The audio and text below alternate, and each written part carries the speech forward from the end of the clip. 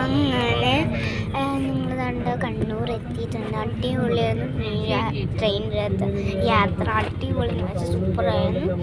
അപ്പം ഇനി ഞങ്ങൾ നേരെ ഫുഡ് കഴിക്കാൻ പോകണം. ഫുഡ് കഴിച്ച് കഴിഞ്ഞിട്ട് വേണം നമുക്ക് പറശ്ശിനിക്കടവ് പോകാം. പറശ്ശിനിക്കടവ് പോയിട്ട് വേണം നമുക്ക് ഹോട്ടൽ റൂമിൽ പോകാൻ. അങ്ങനെ കുറച്ച് പരിപാടിയുണ്ട്. അതിനിടയിൽ വീഡിയോ എടുക്കാൻ പറ്റുമെങ്കിൽ ഞങ്ങൾ അത്രയും കഷ്ടപ്പെട്ടിട്ടായാലും വീഡിയോ എടുക്കുന്നുണ്ട്.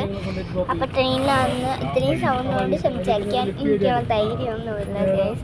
അപ്പോൾ ഇവിടെ കുഞ്ഞുണ്ട് കേട്ടോ, കുഞ്ഞിനെ കാണിച്ചു തന്നില്ല. കുഞ്ഞുണ്ട്. ഞങ്ങളിപ്പോൾ ഇന്നോവ കാറിലാണ്.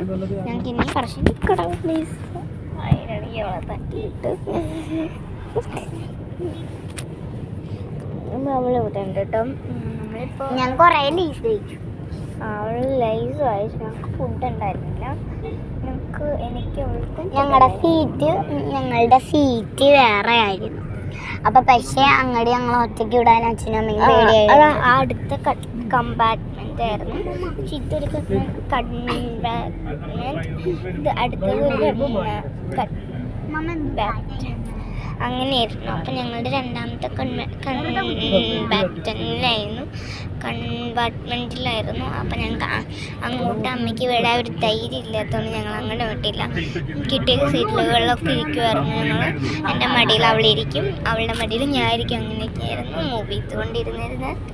എന്നാലും ഞങ്ങളിപ്പോൾ കണ്ട സമയം ഇപ്പോൾ 12:30 ആയിട്ടുണ്ട്. നമുക്ക് നേരെ ഫുഡ് കഴിക്കാൻ പോവാം. ഇത്ര നേരത്തൊന്നും ഫുഡ് കഴിക്കലില്ല. നമ്മൾ നേരെ പറശ്ശിനിക്കടവാണ് പോകുന്നത്. അപ്പോൾ നമുക്ക് പെട്ടെന്ന് ഫുഡൊന്നും കഴിക്കാൻ പറ്റത്തില്ല. അതെ, ട്രെയിനിൽ കയറുന്നത് ആദ്യമായിട്ടാണ്.